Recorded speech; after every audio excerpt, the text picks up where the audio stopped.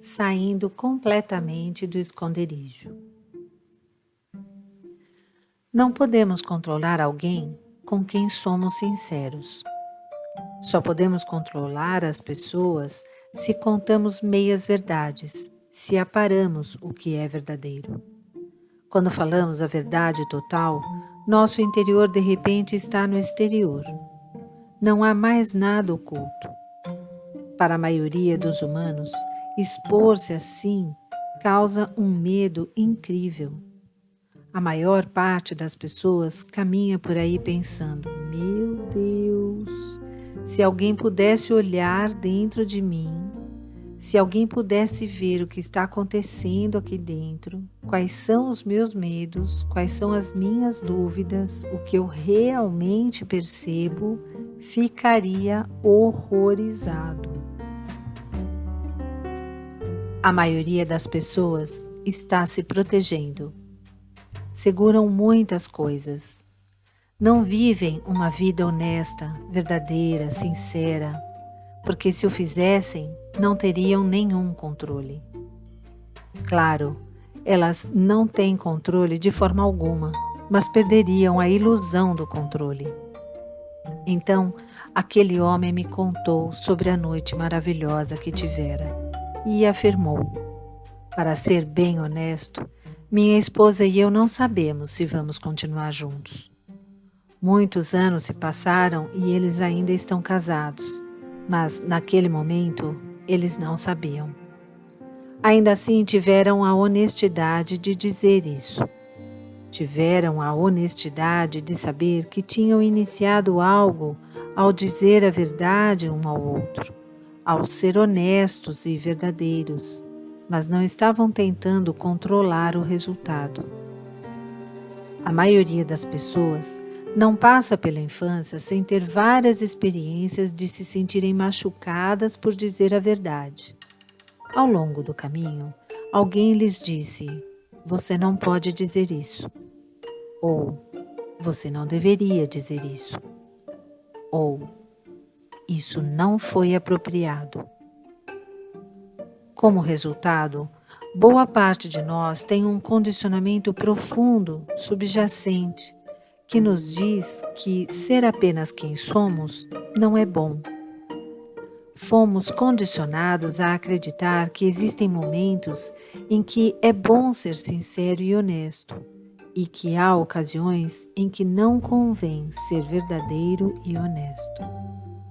De fato, a maioria dos seres humanos tem uma impressão, não só em sua mente, mas em seu corpo e em suas emoções, de que se forem honestos, se forem verdadeiros, algo de ruim vai acontecer. Alguém não vai gostar disso. Eles temem não ser capazes de controlar seu ambiente se disserem a verdade. Porém, dizer a verdade é um aspecto do despertar. Pode não parecer, porque é muito prático e muito humano. Não é transcendental. Não se trata de pura consciência. Trata-se de como a pura consciência se manifesta como um ser humano de uma forma não dividida. Precisamos ser capazes de manifestar o que compreendemos e devemos também encarar e começar a notar as forças dentro de nós que nos impedem de manifestar a veracidade em cada situação. Quase sempre, depois de dar uma palestra como aquela que proferi em Maui, alguém me procura e diz: sabe aquela palestra em que você falou sobre veracidade e honestidade e tudo mais? E eu respondo: sim, lembro-me desta palestra. E se esse alguém continua: bem, depois uma pessoa se aproximou de mim no estacionamento e decidiu que precisava me dizer todas as coisas desagradáveis que pensava a meu respeito, em nome da honestidade. E eu simplesmente balanço a cabeça. Hesito até mesmo em dar palestras sobre esse assunto, porque é tão fácil ser mal interpretado. A verdade é um padrão muito elevado, não é uma brincadeira. Dizer o que é verdadeiro dentro de nós não é falar o que pensamos. Não se trata de dar nossa opinião. Não tem a ver com despejar o lixo de nossa mente em outra pessoa. Tudo isso é ilusão, distorção, projeção. A verdade não está em descarregar nossas opiniões sobre alguém. Isso não tem a ver com a verdade. A verdade não é falar de nossas crenças a respeito das coisas. Isso não tem a ver com a verdade. Com efeito, essas são formas de nos escondermos da verdade. A verdade é bem mais íntima do que isso. Quando falamos a verdade, há o sentido de confissão. Não me refiro à confissão de algo ruim ou errado, mas à sensação de sair completamente do esconderijo. A verdade é uma coisa simples. Dizer a verdade é falar a partir de um senso de total e absoluta desproteção. Para expressar a verdade com consistência, não só temos de encontrar cada lugar em nós que tem medo de dizer a verdade, como também precisamos enxergar nossa estrutura de crença pessoal que nos diz: não posso fazer isso. Essas estruturas de crença estão, por sua própria natureza, baseadas na não realidade. Saber disso não é suficiente. É preciso vê-las de fato para realmente perceber com exatidão em que você acredita.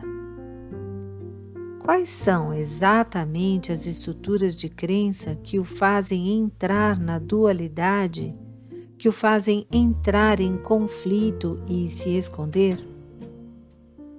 Só então é possível dizer a verdade da maneira que estou discutindo aqui. A verdadeira liberdade é uma dádiva para todos e para tudo. Parte do despertar, se for verdadeiro e autêntico, é a dádiva da liberdade para o mundo inteiro. Ao despertar, você recebe essa liberdade. A verdadeira liberdade não é simplesmente sou livre. A verdadeira liberdade é tudo é livre. Isso significa que todas as pessoas têm a liberdade de ser quem são, estejam despertas ou não, iludidas ou não. Liberdade é a realização de que todas as coisas e todos passam a ser exatamente quem são. A menos que cheguemos a esse ponto, a menos que vejamos que é assim que a realidade vê as coisas, estamos, na verdade, retendo a liberdade do mundo. Estamos vendo-a como uma posse e estamos preocupados apenas conosco. Quão bem posso me sentir? Quão livre posso me sentir? A verdadeira liberdade é uma dádiva para todos e para tudo. Após seu despertar, Buda disse: eu e todos os seres, em todos os lugares, atingimos a liberação simultaneamente. Pela mente convencional, é impossível compreender isso. Se tudo despertou, alguém poderia dizer: então por que eu não estou desperto? Se Buda estivesse correto quanto ao fato de o mundo todo ter despertado quando ele despertou, então por que eu não despertei? Realmente, não posso explicar a afirmação de Buda para a mente convencional. O que Buda quis dizer foi não ter sido o Buda quem despertou, não aquela pessoa, mas foi a totalidade que despertou. A totalidade expressou o despertar através do ser de Buda. O importante é permitir que todo mundo desperte. E parte de permitir que todo mundo desperte é reconhecer que todo mundo é livre. Cada um é livre para ser o que é. Até que todo mundo seja livre para concordar ou discordar de você, até que tenha dado a todos a liberdade para gostar ou desgostar de você, de amá-lo ou odiá-lo, para ver as coisas como você as vê ou vê-las de forma diferente, até que tenha dado a todo mundo sua liberdade, você jamais terá a sua liberdade. Essa é uma parte importante do despertar e é fácil deixá-la passar.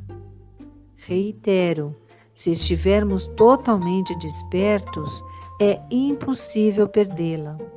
Mas a maioria das pessoas não desperta de uma hora para outra, simultaneamente. A ideia de liberdade é muito importante, no entanto. Todos nós somos como somos.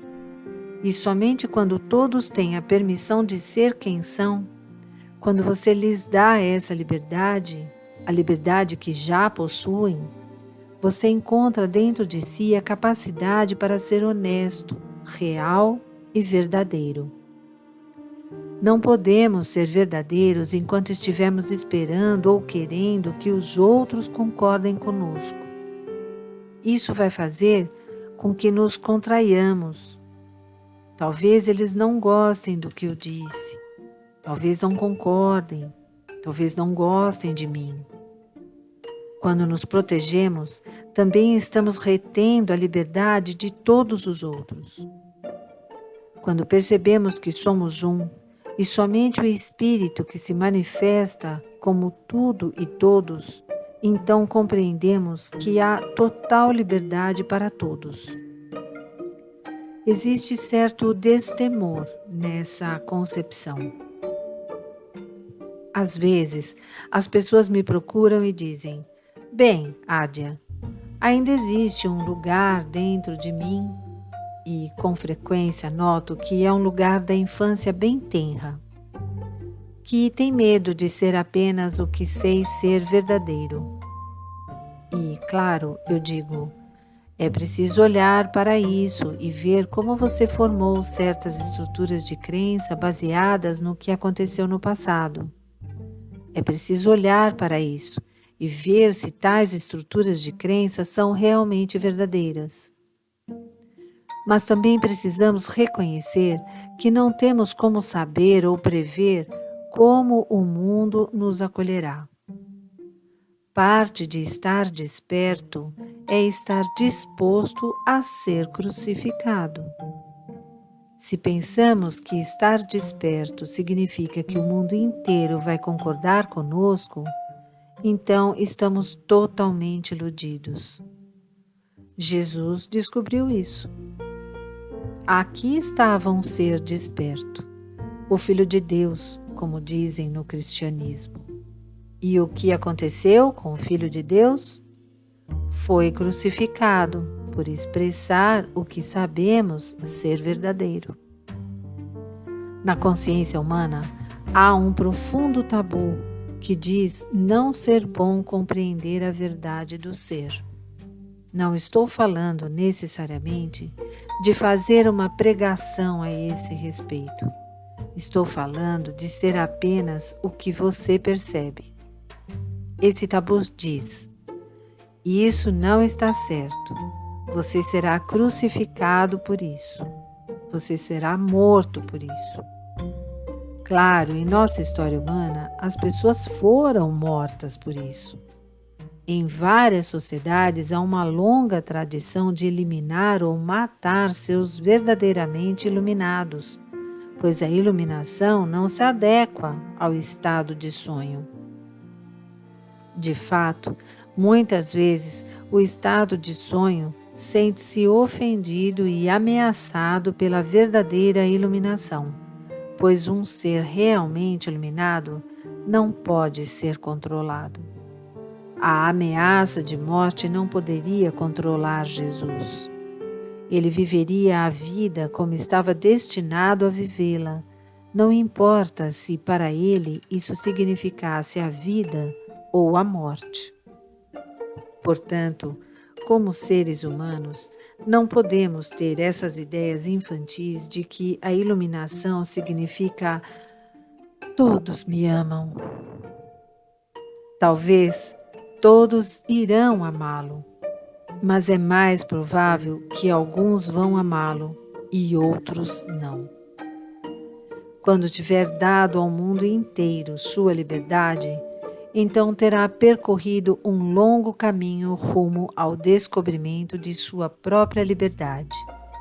Essas duas ações estão intrinsecamente unidas uma à outra.